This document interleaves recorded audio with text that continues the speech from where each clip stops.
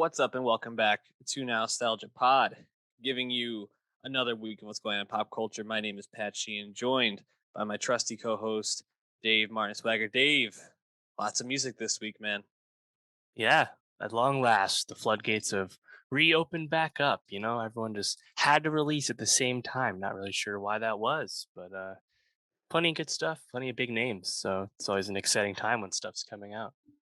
Yeah, the spring album drops, spring through the early summer, are always interesting because you kind of know that they're usually preceding festival appearances and Mm. tours, and which is a good sign. That means summer's right around the corner. Really nice to get all these new albums out, and I think some good albums to talk about this week, at least interesting ones. So a lot here to get into. We're also going to be talking about a couple of TV shows, a stand-up special, and a movie. So if you're watching or listening on youtube.com/nostalgiapod, hit that subscribe, and also go to Nowstalgia on Spotify and give us a 5-star rating.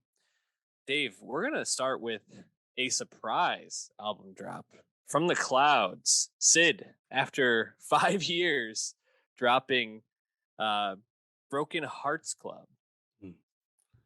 I mean, Sid had to pick this weekend. She couldn't have waited one more. Baffling, honestly. Second solo album, like you said, 5 years since Finn came out in 2017. I mean, shit, the last internet album, of course, which she's a key member, the last internet album was 2018. So it's been a long time no matter what for Sid, and I was actually reflecting on it. Even Steve Lacy, that kind of mediocre debut album from him, that was back in 2019. We haven't heard from really anyone in the internet too much. I think there's been some other solo records popping up here and there, but been waiting to see something from Sid. And this was actually quite the pleasant surprise for me, just because I was not super high on that first solo album, Yeah. Finn. And I think this has a nice sonic uh, departure from what she was doing on Finn. Namely, it's just much more upbeat and I think more pleasurable to listen to. So definitely a welcome surprise. Yeah, even just kind of flicking through the time Sid has kind of popped up in our listening recently. Uh Popped up on the Zayn album, Nobody's Listening, which yeah, a forgotten album for me, and the Zayn heads will be after us, I'm sure. Drop the comments below. She was on Energy with Disclosure a few years back. That was Right. maybe the last like really big thing we listened to her. And I feel like there was something else more recently. She's been doing a few features here and there, but for the most part, kind of doing her own thing. And to see her just kind of pop up like this is really cool. And I found this, I think, similar to what you were alluding to be a really welcome and surprising second album.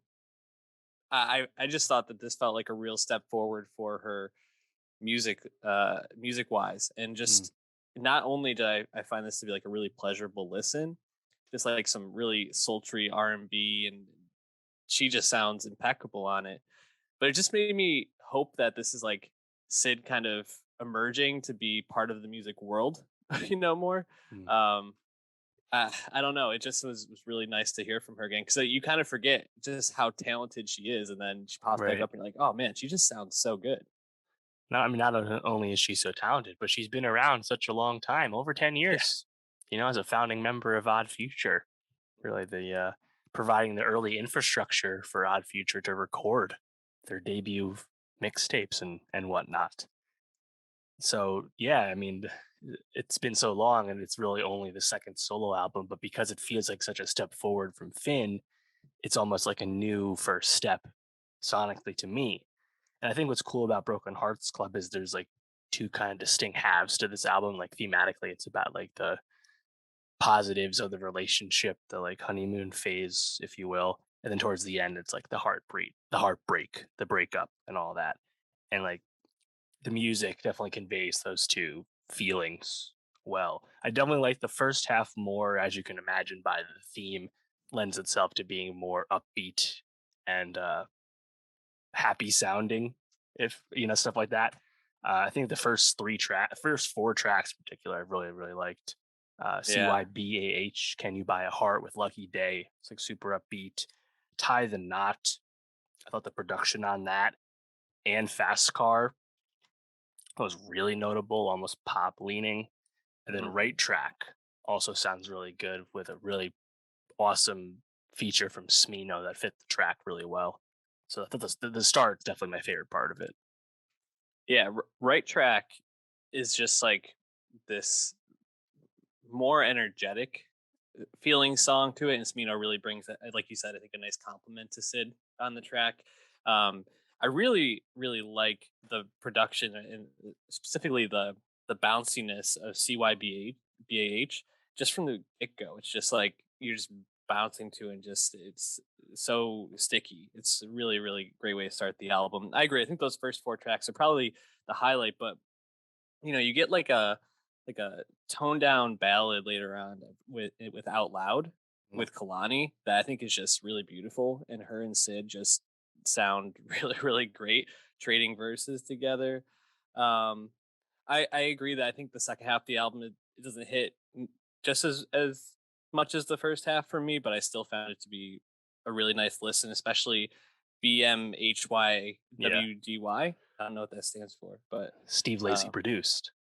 yeah, I think that just sounds really well produced. So that makes sense that Steve Lacy was all over that one. Also, just wanted to say I forgot to say that Steve Lacy was on the Vampire Weekend album from a few years Mm, back. So that was probably right. the last time we really like enjoyed a Steve Lacy thing. So this is nice to see him Yeah. producing and kind of collaborating again. I got a feeling he's got an album coming soon because Dark Red off the demo project like became a uh, TikTok hit well after the fact recently. It's not a really huge song for him. So yeah, who knows? Maybe this will lead itself to an internet album in the near future as well. Again, it's been several years for them as a group. But either way, I'm really happy to hear Sid take like a step forward, I think, in a really positive way. So welcome surprise. Absolutely.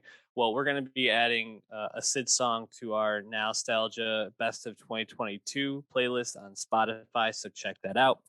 Let's stay West Coast, though, Dave, and move on to Vince Staples, a rapper that I think we both really like, really admire. I think we like the boundary pushing of his music. I think we Mm. like his overall celebrity and persona, and just I think a really likable guy in a lot of ways. But the last time we reviewed him with a self-titled album, we were a little. I don't know if disappointed is the right word, but it wasn't what we were hoping to get from Vince. Would you say that? Yeah, I think the self-titled album, which came out less than a year ago, last summer, 2021, it was not a departure lyrically, subject matter wise, from Vince. That was all still there in a positive way. You know, I think a song like Sundown Town comes to mind. But overall, the production was stripped back in a way that it didn't match Vince's choice to provide more understated flows and deliveries. Lyrics were still there, but just the whole overall package seemed a little definitely different from what we expected from Vince to this point, and in my opinion, not the most appealing sound from him. Right. But it was interesting to get a new record so soon, full length album, Ramona Park Broke My Heart, twice as long as the last two albums, of course, self titled and FM were 20-minute albums. Ramona Park Broke My Heart, album 5 from Vince Staples, very prolific.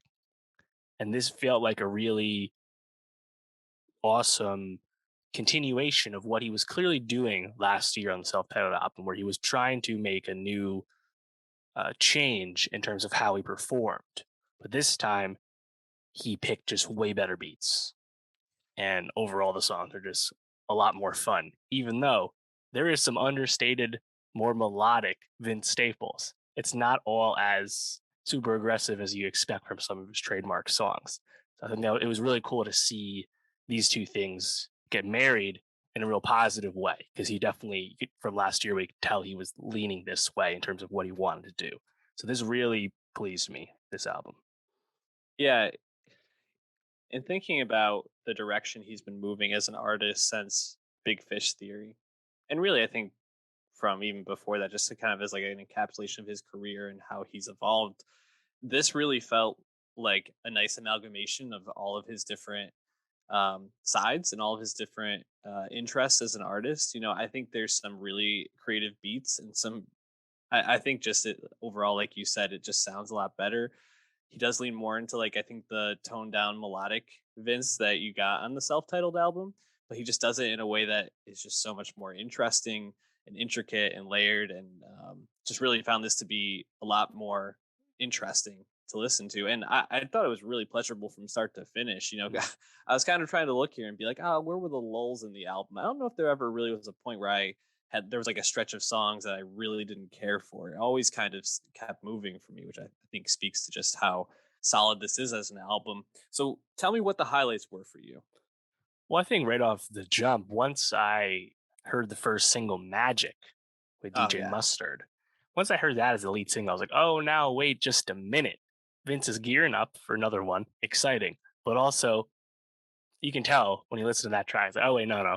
We're going in a slightly different direction from a production standpoint here. You get two Mustard songs on Ramona Park Broke My Heart, Magic, as well as Bang That. But Magic, when you hear, which actually, by the way, it seems to be the title was changed on Spotify. It's now called Magic with Magic with Mustard, mustard. Yeah. not just Magic. Magic, perfect match, honestly. Mustard and Vince. Mhm. Obviously, Mustard made his bones, 8 years ago when he really exploded because he was a perfect match for YG in terms of bringing LA gangster rap of the 2010s to the forefront. That Mustard bounce, when you hear it.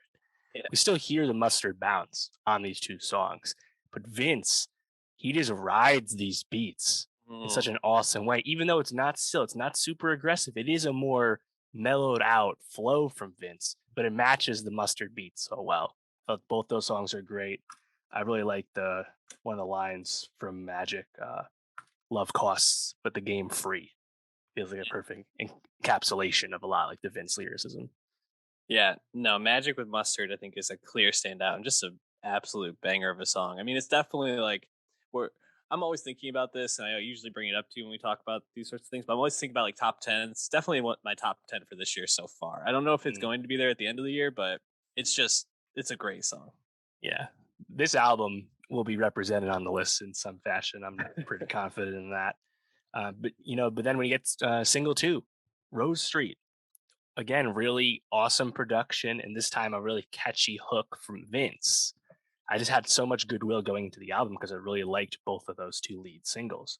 Mhm. And like you said, when you listen to the album and all these hopes are kind of confirmed in a positive way, when you hear everything Vince is doing on this, there isn't much of if any, lulls. And I thought that was really awesome. In particular, I think Slide, Paper Cuts, Lemonade, and Player Ways as a 4-song run towards the middle really stood out to me. But Yeah. overall, I liked a lot of these tracks. Yeah, no, I agree. I think that middle is really strong. I really like Lemonade a lot. It's that perfect like West Coast like Mm, R&B hip hop sound, and he just right. really, like you said, flows over it so well. He just sounds so like confident and assured on this, and just like he's definitely confident with the project, which that I think comes through. You know, I just wanted to go back real quick because right before Magic with Mustard is probably one of my other favorite tracks Mm, from the top of the album, which is DJ Quick. yeah. Oh man, I ran this back immediately after listening to it just because I really love like the hook on it, where he's Yeah. saying if it don't make money then it don't make sense. Just like, Hmm. oh damn, it's so simple, but like it's just like a Right. really like perfect line for him, and he delivers it so well. And just like again, another example of him just really gliding over these beats, and it's perfect. Yeah. It's a more understated delivery, yet matched with a really up tempo track. So it's Hmm. really fun still. I totally agree. I said Bang That before, another Mustard song. I think that's a really catchy hook. Probably the most melodic Vince gets on this record. Yeah. Lemonade, probably my favorite, like, hashtag LA hip hop song because just the way Ty Dolla Sign just hops in Yeah. on the track, it's a quick drop in vocally, and it's a nice contrast of vocal stylings between Dalla and Vince. Love that one. And I mentioned Paper Cuts, DJ Dahi beat there. Yeah, overall, I think there's just a lot that like you really want to revisit on this. And, like I said, the deliveries are definitely changed from the past few years, but you still have the Vince Rye sense of humor, the coldness that you expect from his lyricism. He's often very matter of fact about his storytelling, but he's still really telling you things about himself and his past and the darkness of the streets and things along those lines. So it feels very much like in concert with what Vince's the best Vince albums, the best things in Vince's discography have been, but he's still bringing something new because he took what he was clearly inspired about last year in terms of how he performs and brought that in to what he does best. So yeah, I was really really happy with this one. Just real quick, where would this fall in your Vince discography? Top two, top three? It's a great question. I'd have to say maybe three. It's tough. I need to revisit Summertime '06 just because that is bar for bar some of the best. Plus, that's a double album from Vince. But then, like Big Fish Theory was such a step to the side with more electronic production, and FM was so succinct Mm. conceptually. And even go further back, I mean, I became a Vince fan before the albums. I love Hell Can Wait, the EP. He's got so many awesome moments that I think we will probably do a ranking I was about to say. episode of his in the future because there's definitely enough material to really get into at this point. Yeah, so stay tuned for Vince. Well, again, we'll be dropping a track or two onto our Nostalgia Best of 2022 playlist. Dave, let's keep it moving though. Hopping to the other coast with Fivio Foreign, a guy we talked about very recently when we reviewed Donda 2 and talked about a track he was on with Kanye that also Mhm. appears on this. And City of I, Gods. I'm interested to see. I'm interested to hear if you really liked this album, where it kind of fell for you, because I mean, you get a lot of the classic drill sound all throughout. I actually think it becomes a little bit like redundant at points. Some of the production feels very samey, especially in the second half of the album.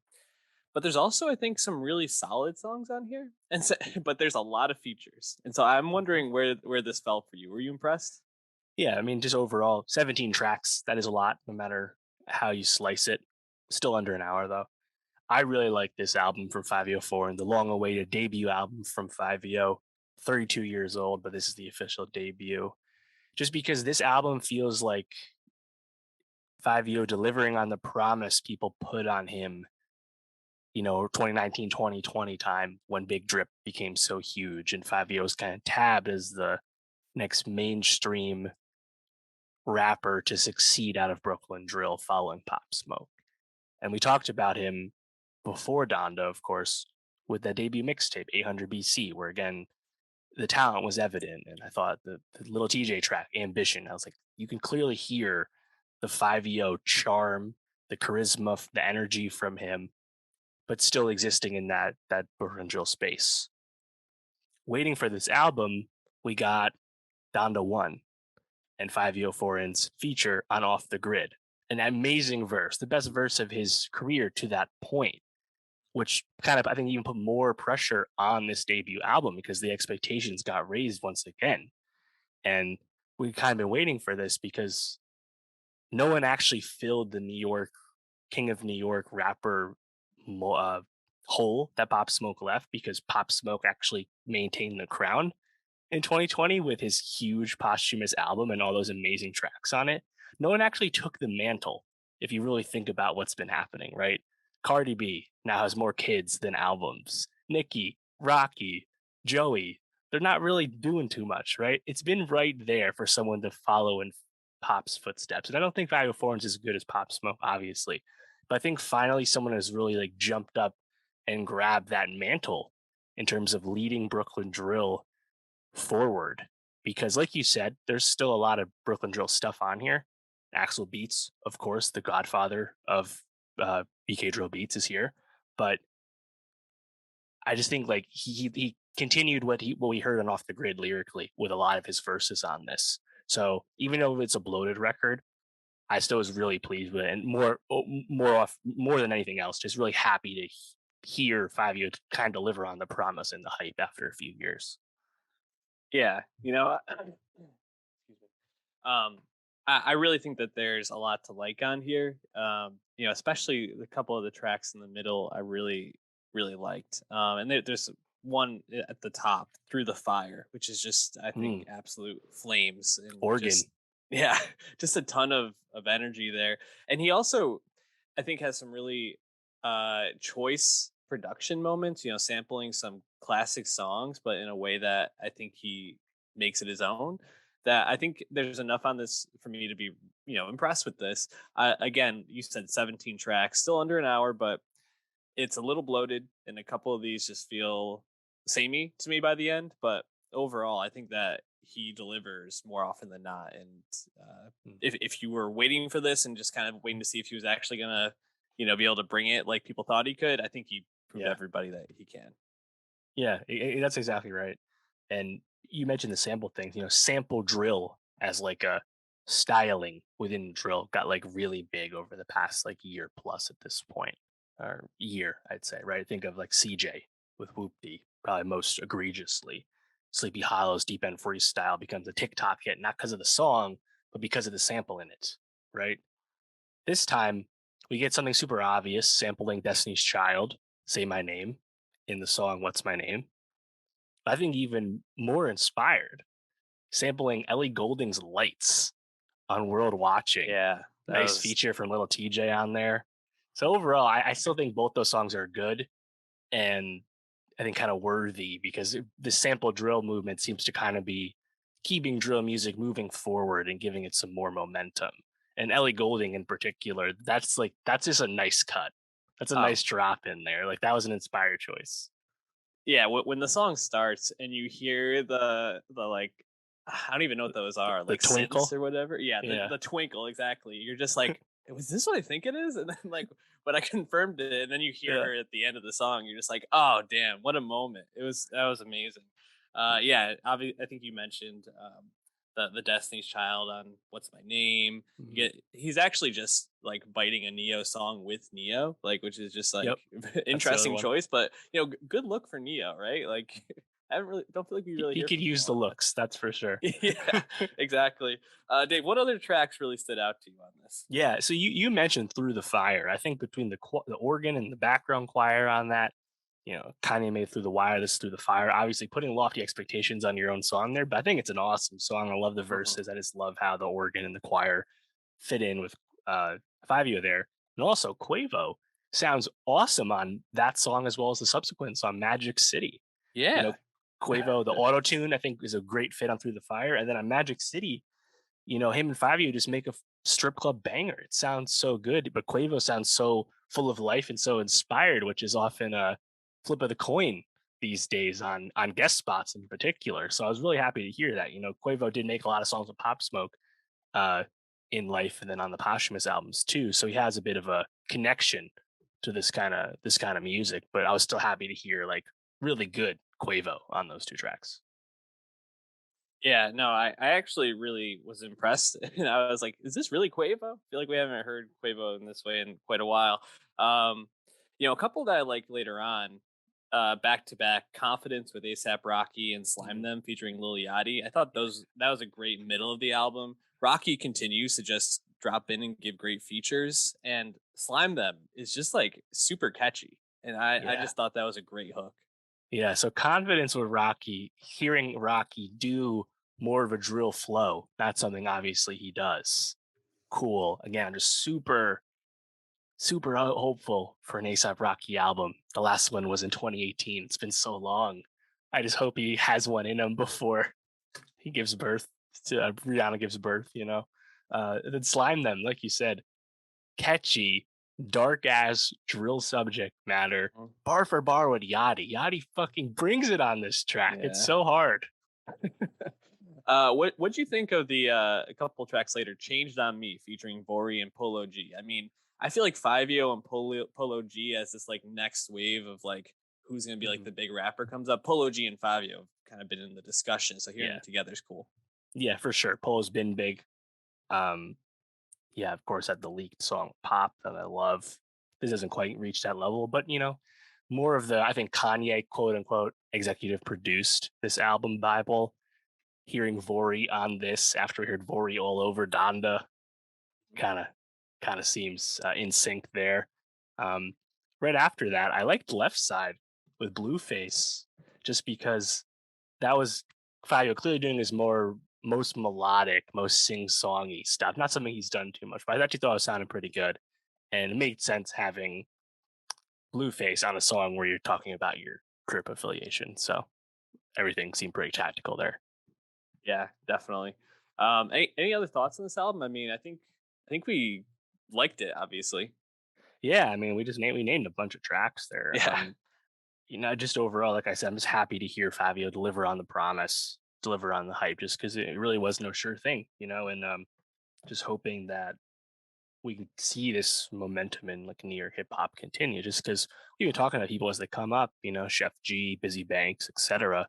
But like no one's really been able to like burst through, and Fabio became mainstream almost immediately with Big Drip, his XXL last year, all that, but really just really curious to see what's next for him because he's getting a lot of big features from Yeah. artists hot from New York. So he's clearly becoming a rap star right before our eyes. And also he's kind of being respected in the community, as it were, of course, meeting with Mayor Eric Adams to discuss the effects of drill music on the community. So he's actually he told the New York Times this, he's taking like a leadership position in terms of moving the scene forward. It's cool to see him have a more mature outlook on that. But then again, he's older than you expect from someone with a debut album coming out. But yeah, overall, two thumbs up for Fivio. Check out the Fivio album and also check out our Nostalgia Best of 2022 playlist. Dave, let's keep it moving to Fifth Harmony alum. Man, remember Fifth Harmony? Work from Home, dog. Great Mm, track. you can still do it. Yeah, I mean, we have been for the last 2 years for a lot of people. Camila Cabello dropping her third album, Familia, which Mm, third solo album, I should say. Um, Camilla, I mean, what's your temperature on her at this point? I mean, it's been a mm. few years since the last album. Where are you at? Right. And I think the thing was the second album, Romance, was a letdown after the first album. The first album, Camilla, was good, almost better than people expected. The debut solo album from a pop singer leaving the group. Not the best Mhm. track record for those turning out good, but it did turn out good. And Camille became a huge star. Romance was a letdown, after everything that happened with Havana. And my temperature declined after that point just because I was like, it's kind of playing it safe, kind of playing the hits, kind of doing the same thing you did last time, just to not as well affect. There were clear exceptions, like My Oh My with B.I.B.L.E was awesome, but other than that, I really didn't like it too much. And Senorita, the biggest song of her career, the ninth most streamed song on Spotify, of course, featuring her ex Shawn Mendes. I never liked that song in the first place. So again, I just wasn't really feeling it last time in 2019. That So being wait, said, I am not up on their relationship. They're not together anymore, no, no, no. They that dude. was a very public split, my guy. Boys Don't When? Cry. What you think that's about on this new record? Oh no. Oh no. I think it's a positive development though, Yeah, overall, probably. just because Romance was so lyrically into this relationship with Sean. Now Yeah. we can kind of move past that and get back to what first got people's attention as a soloist, which was of course Havana. Camilla at least nodding to her Cuban and Mexican roots with that song, and now she's actually diving full into Latin pop on this Yeah. third album. And I think it's clearly her most interesting record to date. It's not like an amazing album necessarily, but it's clearly her most interesting to this point, and it's obviously a positive development. Yeah, I think that this is a huge step forward for her and really exciting. I still, I think, like you alluded to, not a perfect album. I think there's still a lot of things I maybe didn't love, but overall, I just really loved her leaning into her Cuban roots and bringing in this Latin pop sound. And I guess maybe we'll start there. Like, what songs did you find yourself like Mm. grooving most to on this? Yeah, well, I think there's some clear highlights just for the production choices, right? Like La Buena Vida that's just like a mariachi song from the Hmm. production side of things. Background vocals, those male background vocals towards the end of the track, I thought really stood out. This is Camilla's first time singing in Spanish in her own music on her own album, which is kind of wild to actually think about, but it's the truth. She's taking more risks and just being more open about who she is on this album. I think that's really, really exciting. So La Buena Vida definitely stood out to me. Honestly, both the singles I didn't love, as singles, but in the context of the album, I thought they sounded a lot better. That would be Bam Bam with Ed Sheeran, which even though it still kind of has like the more like sanded edges that you expect from a song with Ed, it also kind of reminded me of like an In the Heights song. I don't know, like So I didn't mind it. I totally agree. As we've been listening to and watching a lot of um, like movies that have songs that are Latin inspired in them. I was like, this could definitely have been a part of In the Heights came to mind, but also something like Coco or Mm. man, I'm blanking on the one from last year for the Colombian one, Encanto. Oh Which yeah, is right. yeah. So all three of those. I mean, also two of those are Lin Manuel Miranda. It's Hmm.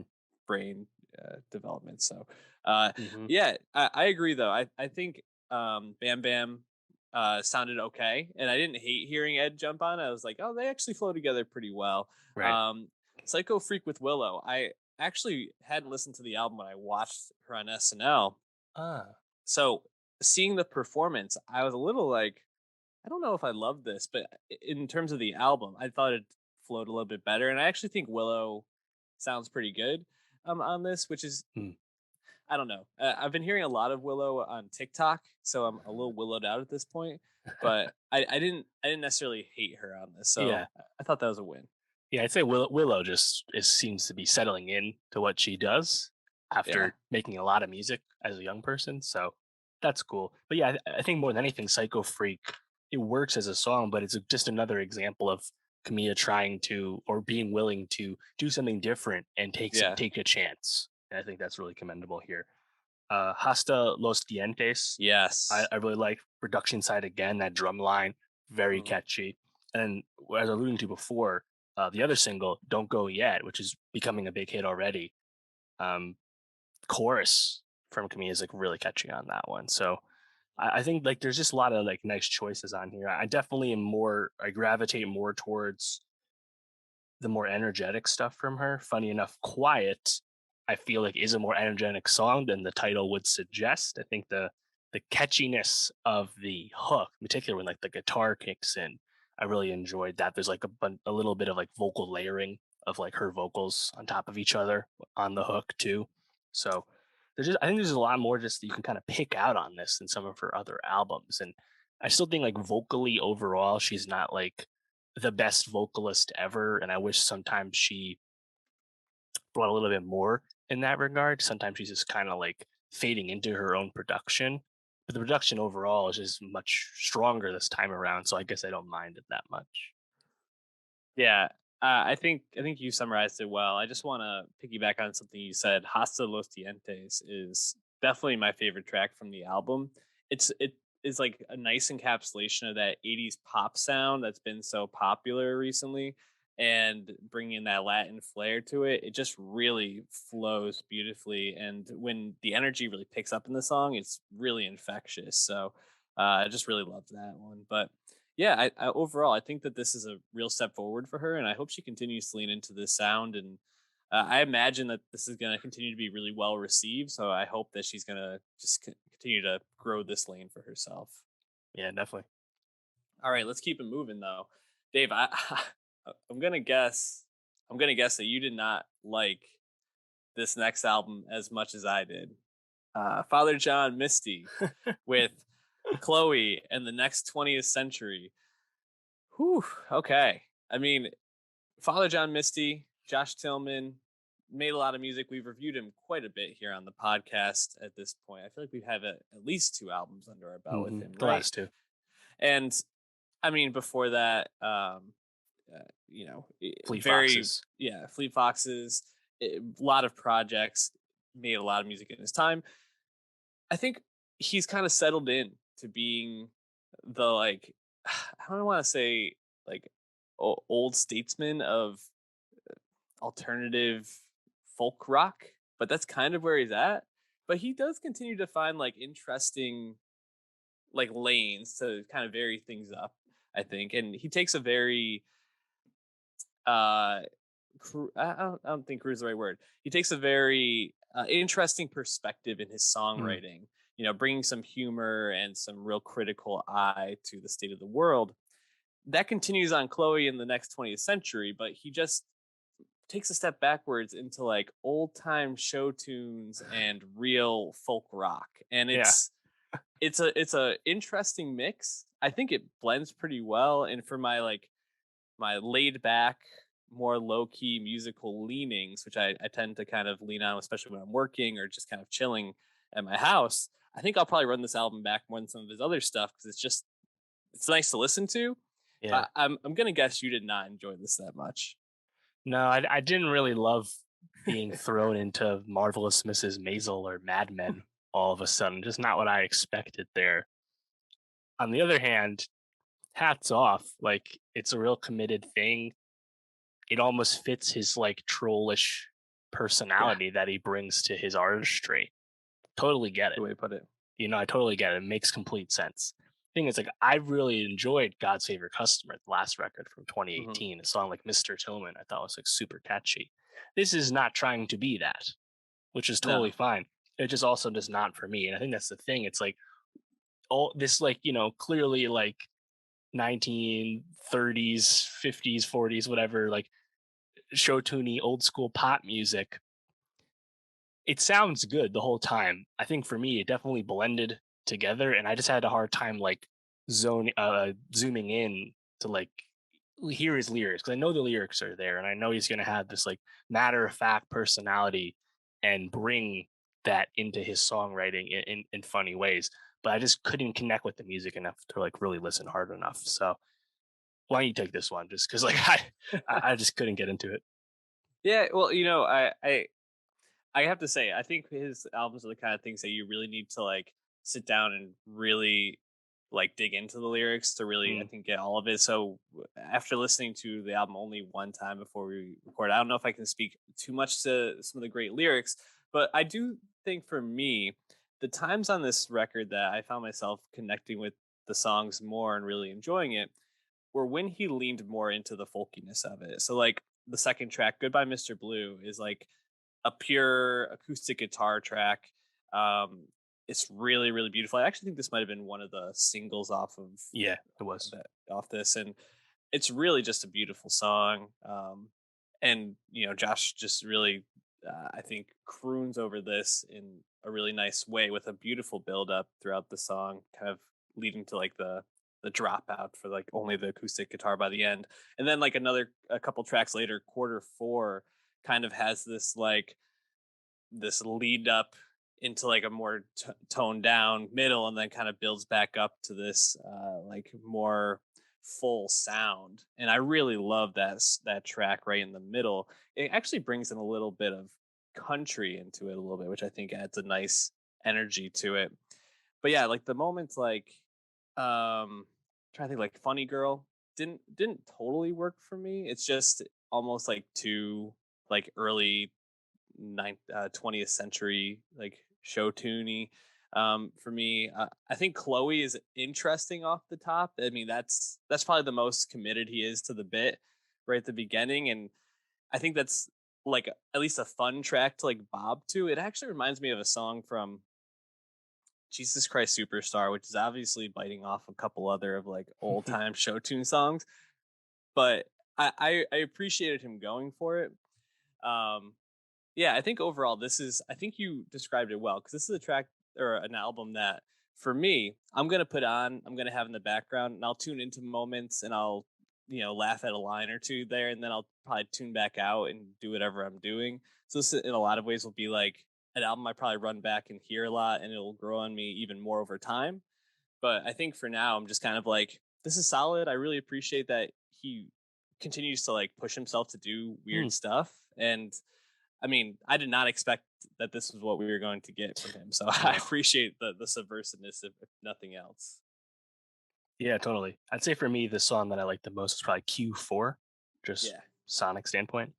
But yeah, that overall, like it's definitely impressive thing to put out. And I guess that's what yeah, people expect from Father John Misty. You never actually know what you're gonna get. you never do.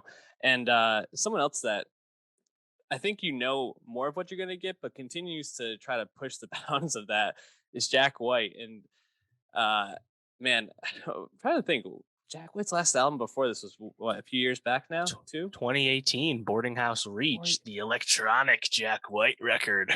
Wow, both him and Father John Misty dropping 4 years ago. And Boarding House Reach, we did not like at all. No, bad. No, yeah, that's really interesting to think about. That Jack White, similarly to Father John Misty, who we were just kind of lauding for pushing the bounds of his sound and always like kind of subverting things. Jack White was pushing the bounds, but just did not deliver in any sort of cohesive or Mm, pleasurable way. And so now we're going into this new album. He's going to be dropping two this year, so this is the first of two right. full length albums we're going to get. And it's like, man, do you feel like he took a step forward on this? Because he definitely is still going for it for sure.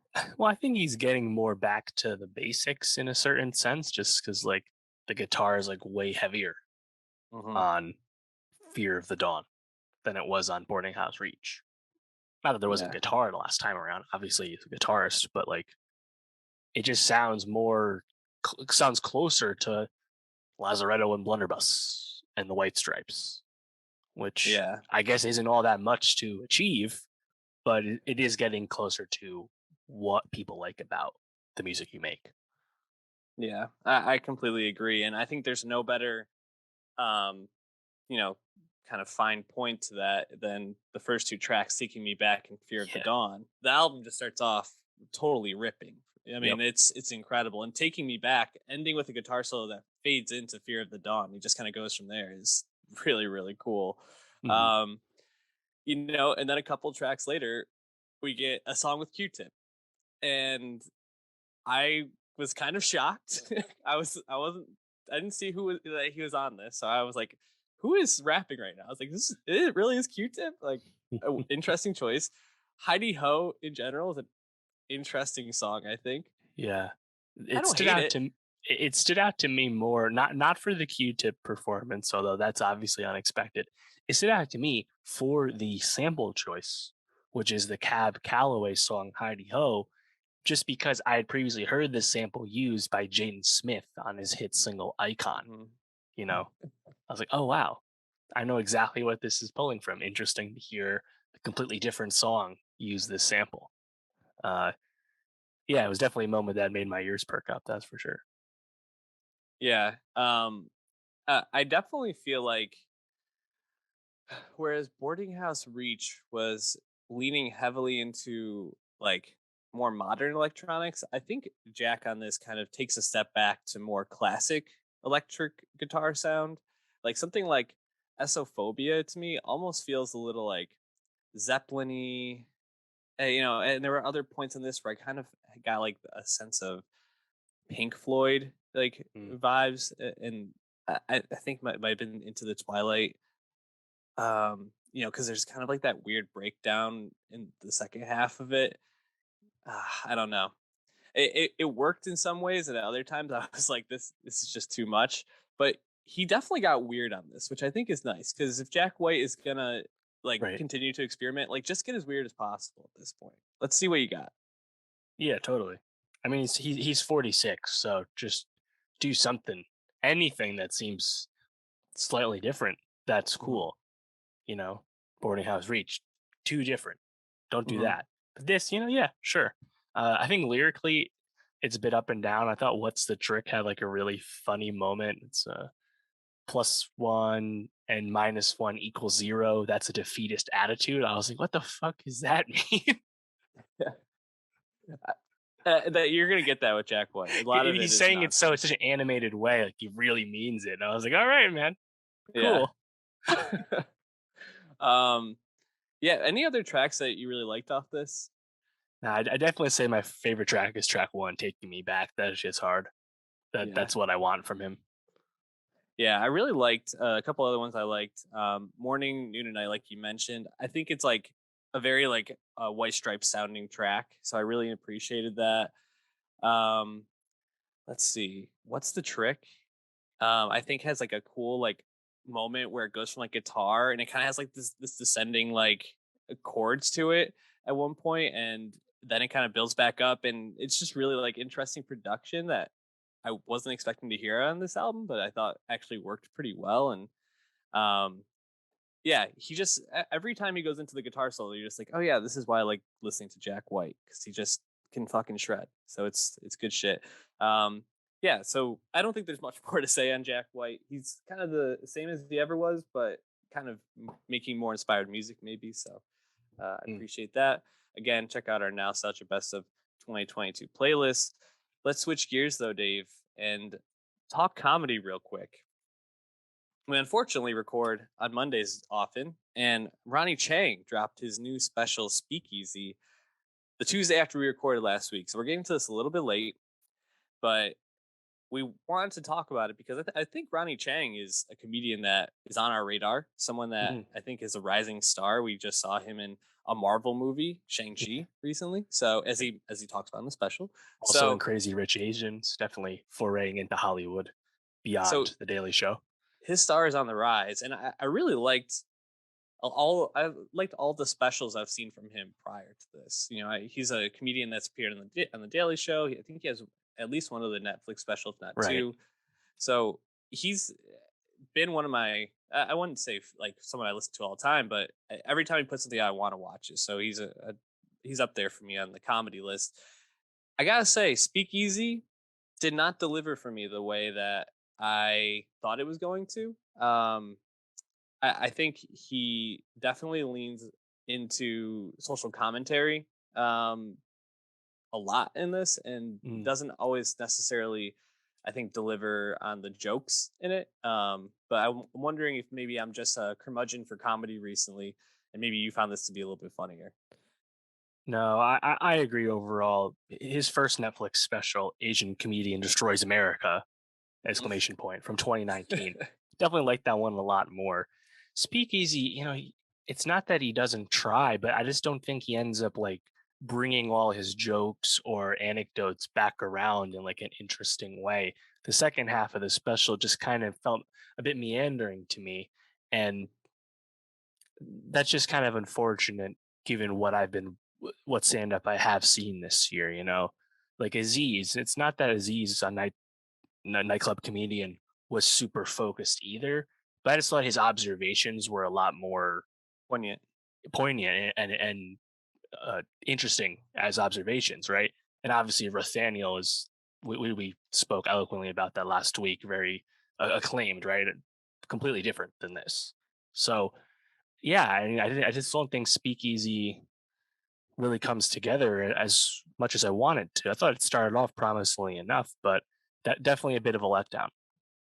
Yeah, I'm trying to think like what were the moments that I found myself really laughing during this, and not many moments feel super memorable. I guess when he was talking about living with his parents, in Singapore during the pandemic, and she was then like talking about how his America isn't really the beacon of hope or Yeah. promise that it once was, really stands out. And I think his jokes about that made me laugh. I think also talking about getting canceled and how he's like, "I Mm. dare you to cancel me, so I have to go back to Singapore where I am like this huge star that everybody loves and I have all this money." I thought that was pretty funny. Like, and that definitely fits for his persona, which is like kind of like "fuck you" like persona.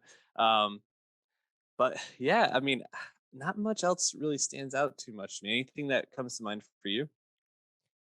Yeah, I mean, I think early on I liked how he was just like making fun of people that are like stupid people that are questioning the science of Yeah, vaccines and stuff like that. He's like, you can be book dumb and street dumb. It's not automatic that you are one smart. I thought that was yeah, kind of funny. Thing though is like I feel like he ended up beating a lot of stuff into the ground. Like you said, the thing about cancel me, so I have to go back to Singapore where I'm beloved, and I'm even more famous there than I am here.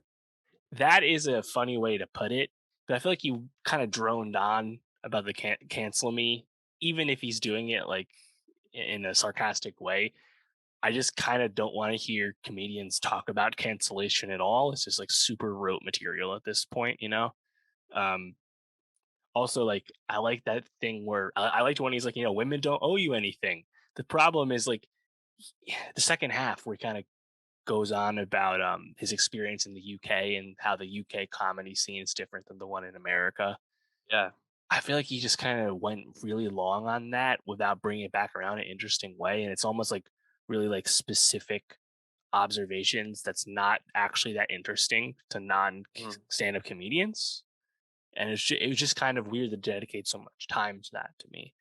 So yeah, I was just kind of like left a little wanting for he's making a lot of overt references to the modern times and political and current politics and stuff, but he never brings anything around in an interesting way. Like I don't want to hear you like droning on about people criticizing comedy when they aren't comedians. It's like that's just like a really stupid thing to say. Like again, people only can enjoy comedy, but if they don't like it, they're uneducated about it and because they don't do it themselves. It's like when athletes criticize people that talk about their game who aren't Yeah. athletes. It's just like I just don't like hearing that because it's not he's not a hack, but it comes off as like a hack observation to me. It's just really annoying.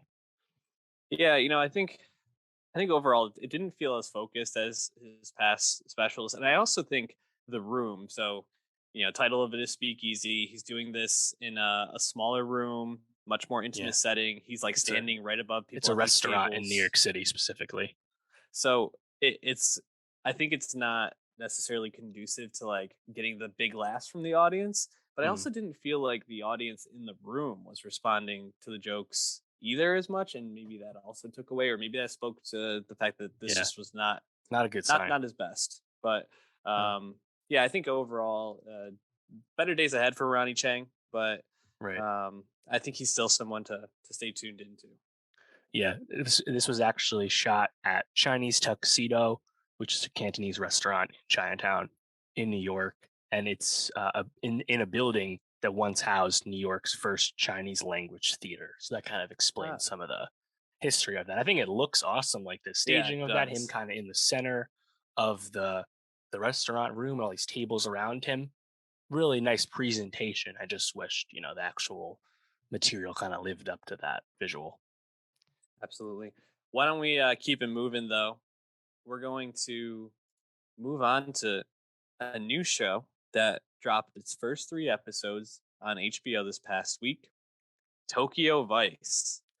And dog, I was looking forward to this one. I definitely think there's some things to talk about in terms of I think there's some critiques of the show that are warranted, and Hmm. also I think that maybe it doesn't have to take away from everything about the show, but overall, I mean, I think the catch of Michael Mann is directing the first episode of this is really enticing, right? Because you just Yeah. know, okay, they're calling in the big guns for this, and it's based off a book of the same name by Jake Adelstein. So I think the book was a bestseller. So I think we Yeah. know that the source material is really good. Got Ansel Elgort at the helm, which is a little bit unfortunate, given his Yep. personal life issues. But overall, I gotta say, like, I really enjoy these first three episodes. I'm totally in on the show. And I think you can take it for what it is, but also kind of recognize that maybe there's some flaws to the creation of it. What was your overall experience with the first three episodes? Yeah, I'm totally digging it as well. There's plenty of reservations people can have about it, but I think it's very well done, super compelling. I can't wait to see more. I think Michael Mann does a really good job with the pilot just because he immediately inserts his visual language that we associate with his filmmaking in terms of very specific close ups looks awesome. It's great to see Michael Mann back. He hasn't really done a whole lot since Black Hat came out in like 2015, I think it was. It's been a while. To get this, I think he definitely put his stamp on it in a nice way. And yeah, you might be thinking it's like, oh well, story set in Tokyo, main protagonist is a white guy. Do we really need the Guy Jin perspective going through uh Asia, the audience avatar for white people watching the show? And it's like, you know what, you're right. There's probably a better version of this show that's just completely Japanese, to be Yeah, honest. That's probably completely true. However, I think it's at least acceptable because, as you said, this is based on Jake Adelstein's memoir, where he really did become the first foreign reporter at one of the biggest newspapers in Tokyo in the 90s. And he did, in fact, in real life, become very embroiled with his reporting on the Yakuza and organized crime in Japan. So this is ultimately based in reality. So I think it's okay that, yes, you're seeing a white perspective, in this foreign world. I think they're doing enough work to show other perspectives, other characters, such as Sato, who's like the kind of rising Yakuza figure, the young man yeah. there. They're giving you other perspectives. That's not just how everybody bounces off Jake and his foreign perspective. I think they're doing enough work to make it at least a little bit more than just white guy goes to Japan. Yeah, I agree. I actually think the work that they do with um, Hideki Ito as the detective Detective Jin Miyamoto. I Hmm. probably butchered that last name. Um, yeah, I think he kind of builds out the perspective of like that grimy underbelly of like the inner workings of the like exchange of information Yeah, and just kind of like the game of it all. right. Everybody Just a can be straight up bought. vice detective. Everyone can Um, be bought. Yeah, of and then you kind of get Ken Watanabe, who's a little different, course. right? He had Legend. and just amazing. Like the presence he brings in every scene is just incredible. But he brings a little bit of a different perspective to it. Mm. Obviously, you mentioned what they were doing with Sato. sorry, yeah, Sato. Thank you. But then also his boss at the newspaper. You see some scenes of, Yes. her at home Emi. in the third episode, and I just think like the way that they kind of show the perspective of all the different people within this culture and how they are all kind of part of this game and this like Right. overall like ruse from the government to like kind of keep things quiet and like Right.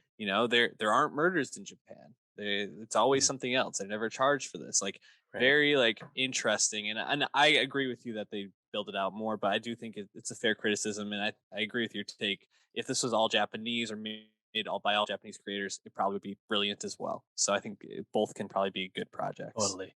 Yeah. Yeah. I really like Hiroto Kawanabe's character. I really like how, as you said, he kind of brings it in. It's like you can't get rid of the Yakuza, so you just have to keep the peace. So Yeah, that means you have to make certain decisions about how you police them. Very interesting. And now we're obviously seeing this tension being built up of these various Yakuza factions beginning to leading up to open conflict against each other, how that affects everyone else. It's really interesting. It's really cool. I think the show looks awesome. Like we're spending a lot of time in Shinjuku. I think like just those streets just look awesome. Like I said, we already have Michael Mann's style kind of transposed on how they're making this show. So it's really cool. It is funny to see Elgort's presence throughout the show, just because Ansel Elgort is like 6'3", I think 6'2", 6'3". He's a big guy as far as actors go. So they have to kind of almost hide him in the frame a lot of the time, and it doesn't actually they don't actually make it look like he's towering over people all the time, because he's hunched over at his desk, or he's sitting at the bar with his friends that he's made at the paper and stuff like that. I think they're doing an interesting way of portraying him. I'm curious to see how Rachel Keller's character Samantha, who is a hostess, you know, figure, interested to see how she factors in. She's another white expat in the city, and I hope we just don't kind of sideline like Sato, for example, for other white perspective, because I feel like you can kind of see where Sam's plot is going. They did a very clear showing of her hiding rolled up money in a cabinet, and it's like, have a feeling someone's going to take that from you because you don't use Yep. the bank. Don't know Yep. why I feel that way. I've just probably seen things once or twice, you know. Uh, but overall, I'm pretty happy with it, man. Going in knowing it stars Ansel Elgort, you have reservations about, whether he's just going to tank the whole thing. But Mhm. I honestly think he's acquitting himself well. To his credit, he's speaking a lot of Japanese. He had to learn Japanese for this role. That is impressive. No matter, obviously, we don't know how well he's actually speaking it, but I think that still, I think, goes a long way in terms of making the series feel authentic. Oh, totally. I give him a ton of credit. I actually think, one of the big critiques of him as an actor is that he's not super expressive, maybe a Mhm. little bit too like within himself sometimes. I think he does a pretty good job in this of being Yeah. expressive, especially because like you said, you there are subtitles. Most of this is in Japanese. It goes kind of flips between Japanese and English a lot. So he kind of has to be expressive, I think, to get across some of what he's feeling, and what's going on in the scene. And I think he does a really good job. And it's been nice to kind of see him. And I'm looking forward to his relationship with Ken Watanabe's Hiroto, just kind of Yeah. developing and seeing how it gets to where you see them being confronted with the like the head of the yakuza at the beginning of the show. Like that was a Right. super tense scene to start it off. Thought that was great. Hmm. Any like moments from the show or any like scenes that really stick with you? Yeah. Well, I just think seeing Yakuza in general is always fun, just because they're a different sort of mafia. They have their own customs. They're not like the Italian mob, for example, that we obviously see all the time in American culture. So just being around the Yakuza and seeing their customs and seeing how someone like Sato can rise up, but how he goes about that is probably different than what we expect from seeing other organized crime on TV before. Just really nice to be with them, and I feel like the scene where Jake goes on the raid with Hiroto, and they basically arrest three guys that volunteer themselves up, and that's the punishment on this faction for the earlier incident at the bar. Yep. When that guy goes face to face with Hiroto, and he's like, "This is very irregular, taking arresting more of my guys," and Hiroto like just shouts him down basically with his icy stare. It's like, wow, that was sick. And you could, Yep. I really like how Elgort plays it too. You can like barely wipe the smile off his face that he's having this experience. He's actually Mhm. like succeeding in his job by happenstance more than anything else. That's really cool. But the guy who like steps up to Hiroto, that guy just has a look about him, man. Like the slicked back hair and stuff, Yep. and like this stern face. I was like, we're gonna see him again. I can't wait. Can't wait for that. Yeah, for sure. I mean, there's so much like stylistically about the show that I think really stands out. But in terms of the scenes that really stick with me, I think Rachel Keller's introduction to the show, where she's doing Mhm. karaoke, is a really standout moment for me. Just and also great to see Rachel Keller, Yeah. in another great show again since Legion. I think she really stood out as Sid in that, and Right. Of just course. seeing her get another look is cool. I really loved when Jake and Soto or Sato have the moment where they have a conversation in the club. I thought that was super tense and like, but just like done so well. Yeah, just really love that.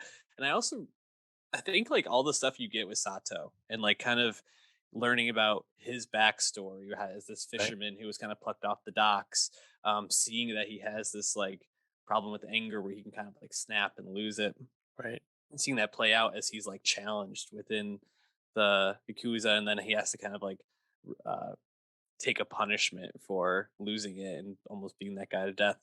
I found that all to be really, really Hmm. uh, interesting and cool to Right. watch. So I really enjoyed the visual storytelling in the first episode. Again, man's just part of it, because I thought there was a really subtle way of like immediately knowing exactly where you are, because you see Jake on, I believe it was the bus, maybe it was the train. He's reading some books and like, oh, we're in the late '90s Japan. This is after like the economic collapse and the lost decade. Basically, right after the period that's about to happen in the present day sequences in Pachinko, for example. Like I love how they immediately put you there, but also we're still in a pre uh mainstream internet, pre smartphone time, and the, Mhm. and that it's just more fun to be in that kind of world for this kind of story. You know, Yeah. I love the newsroom. Being in an old Hmm. school cracking newsroom with hundreds of people, it's great. It's so great. And just seeing Jake and his Walkman. friends he's made Oh, as sorry. fellow like rookies. I Oh yeah. I really enjoy all their energy and their kind of shared struggle, as it were. Yeah, I also like the time frame of it because you mentioned I think a lot of great points, but I really like the Walkman aspect of it and how he's Mm. like kind of walking around, not only listening to music but also listening to these voicemails or I guess messages his sister sends Yeah, him, and like tapes. uh, kind of building out his world that way. I think is really really fun and just kind of cool to like reminisce about that time period in general. But yeah, I mean, I'm loving Tokyo Vice so far. I can't wait to keep up with it as we go along. Any final thoughts? Yeah, just in research, they tried to make this into a film uh, relatively recently that didn't go anywhere, and they had cast Daniel Radcliffe as Jake Adelstein. That would have been an interesting portrayal. I think he could have pulled it off, honestly. Yeah, You know, probably. but definitely a different kind of actor than Ansel is for Oh, sure. totally. I wonder which one the actual Jake would prefer or is more like. It's a So great question. interesting to think about. Why don't we keep it moving though to the Dropout, the Hulu series about Elizabeth Holmes and the Theranos scandal, which wrapped up this past week. Uh, Dave, I mean, after the first couple episodes dropped, we talked about this. You can go check out that review, and I think we really liked it. And we were kind of impressed with Seafried's Mm, transformation, yeah, and just her performance in general. And I think there was a lot of intrigue about uh, what we were going to see and how it was going to kind of unravel. And now that you've seen the whole thing, did you feel like it met your expectations, or how did you feel about it?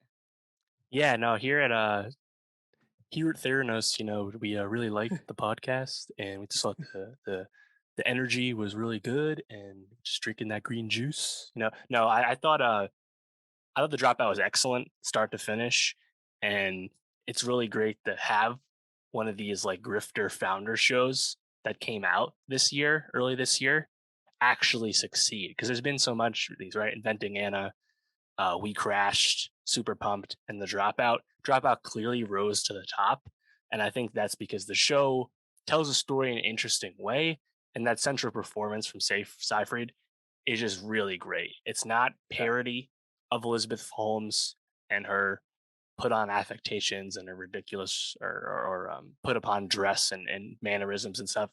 It's not like that. But the show also isn't just trying to be Wikipedia of the Theranos and Holmes story. It actually is trying to say a little something a little bigger about how it goes about the story.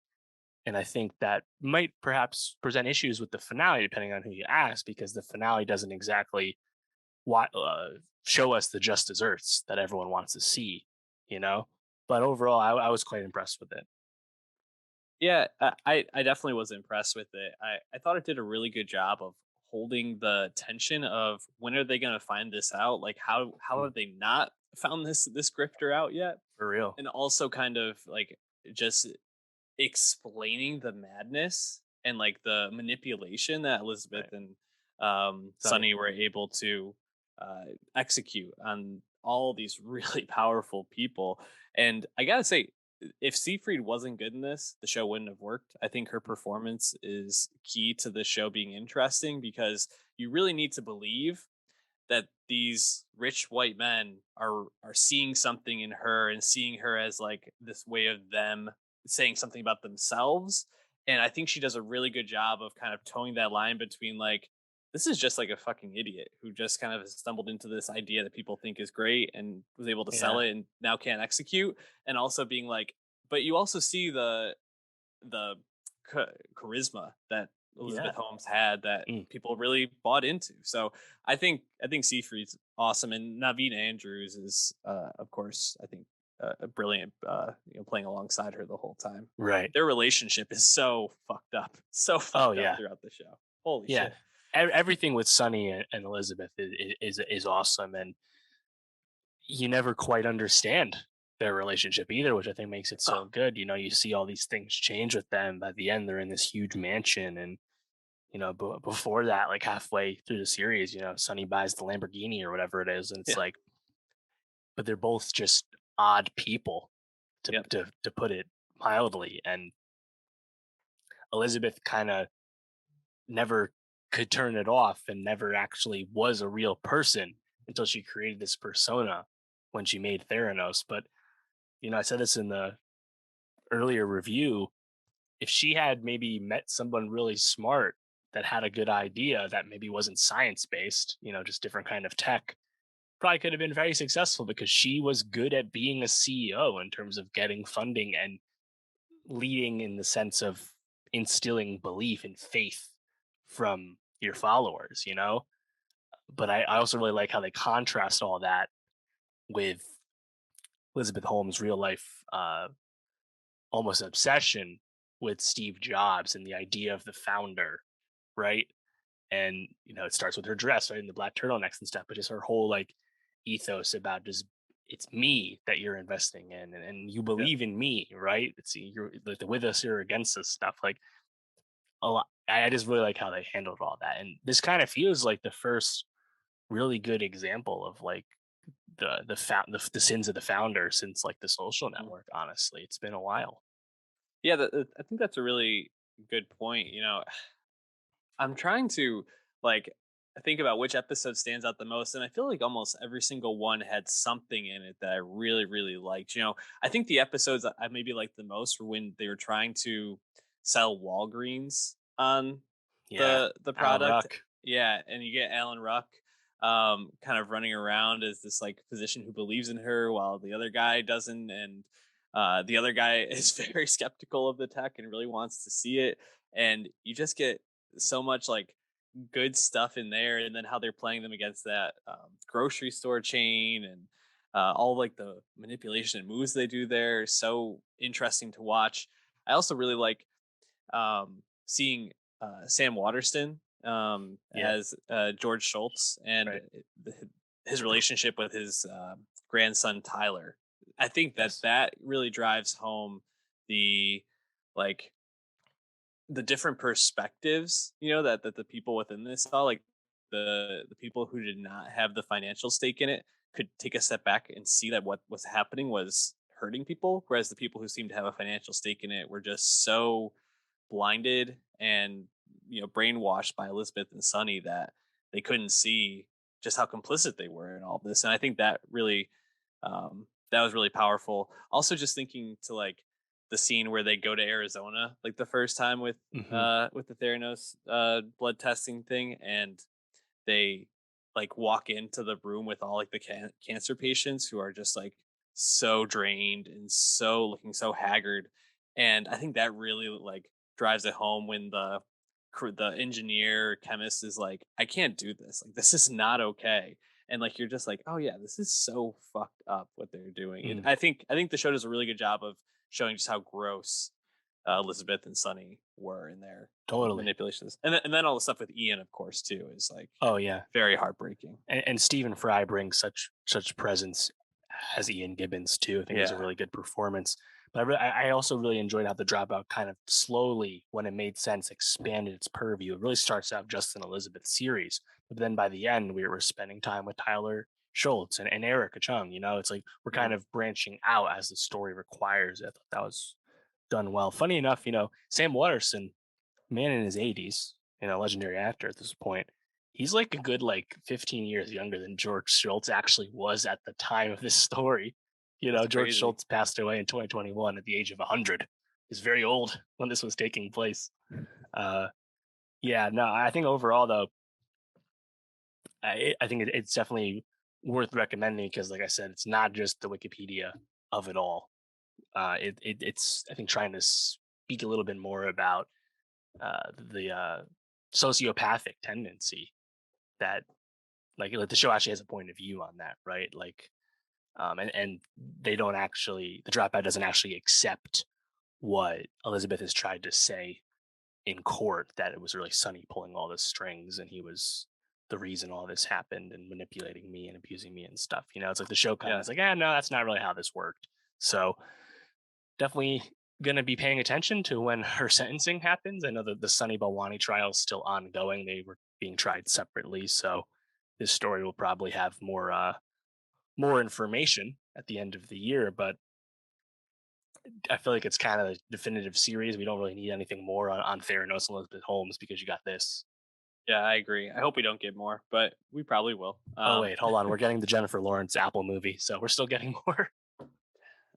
All right. Well, maybe we'll talk about that. Let's keep it moving though to the big screen now. And Michael Mann. No, not Michael Mann. Michael Bay. Sorry, I had Michael Mann on the brain from the Mm. Tokyo Vice review we just did. There Check is that. Michael Check out that Mann great- nods to this. We can get to that. There are, but yeah, no, the Michael Bay return to form question mark with Ambulance. Yes, correct. You feel like you feel that way? You feel like this is a return to form for him? Yeah, well, I mean, think about where we've been with Michael Bay. The last two feature films he directed were Six Underground for Netflix and Transformers: The Last Night, the fifth and final Transformers film he made. So we're not exactly competing with a whole lot for Michael Bay, getting back to what he does best.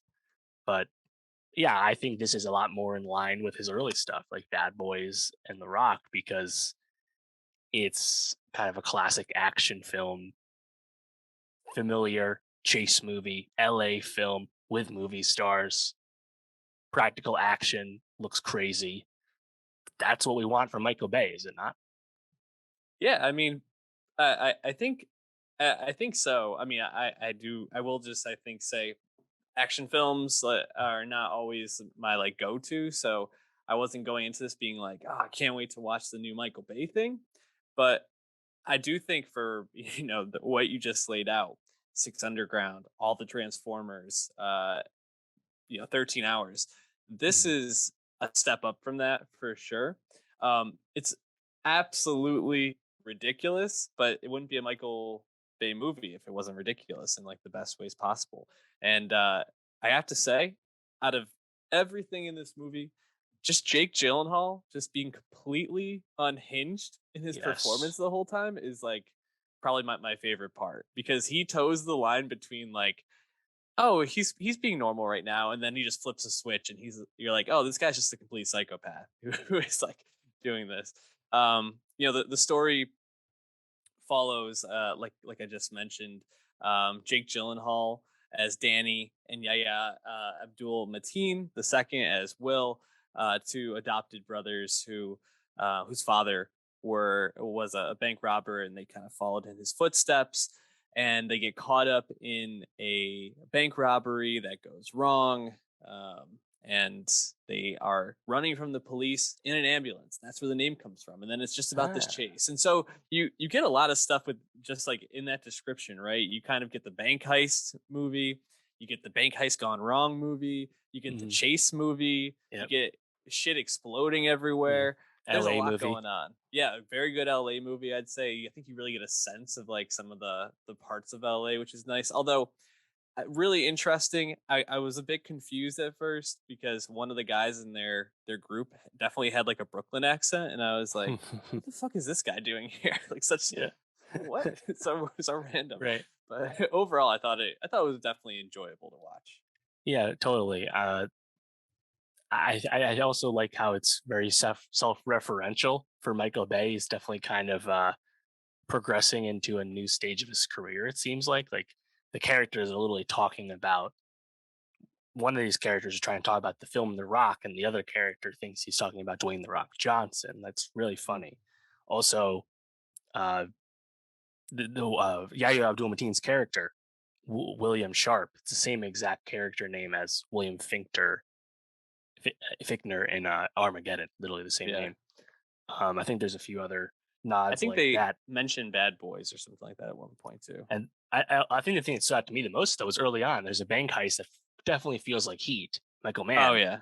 and they literally have a guy in the crew with long blonde hair that definitely is supposed to invoke Val Kilmer's Hmm. character in Heat. I was like, wow, this is really fun to see, But I think just watching the movie, I actually saw it in IMAX like Ah, seeing Michael Bay be his tactician self with action is always a treat because when he's actually doing real action and not Transformers, it's not, very few people are on that kind of level.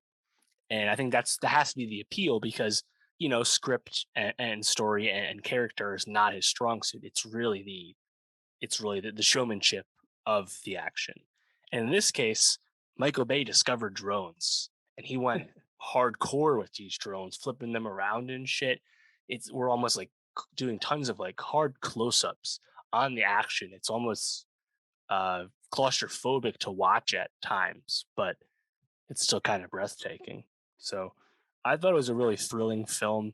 I really appreciated that Isaac Gonzalez's character Cam, the MT, she's not just a damsel in distress. She's actually like the hero of the film. It's a fully formed yeah. character at that. I think that was really important for the movie to work. And like you said, I mean, Jake Gyllenhaal just completely on tilt in this movie, which honestly is in line with the last, you know, 8 years of his career in terms of all the roles he's doing. He's not playing normal people. So No. keep it going. Yeah. Well, I guess the last one we saw him in was the dispatcher one. The Guilty remake. Yes, the guilty, which I didn't love, kind of in No, retrospect, but he definitely was not a normal person in that either. So right. But good like point. thinking of like, like Prisoners and Nightcrawler and Yeah, End of Watch. And basically, once Jake G had that comeback happen, he's yeah. kind of became a different kind of star. And unfortunately, this movie has not had a good box office at all, which is really disappointing. On the other hand, Michael Bay apparently only made this movie for $40 million. I was like, wow, you really accomplished a lot from the set piece side of things with Yeah. that budget. I'm pretty impressed. I mean, how many like cars just exploding into things and like actually Yeah, crashing into things? I mean, that right. had to be most of the budget right there. Had to be. Just So flipping many tons of cop shit. cars. Yeah. Multiple Um. helicopters. Yeah. Any like scenes in particular that you Mm. just loved?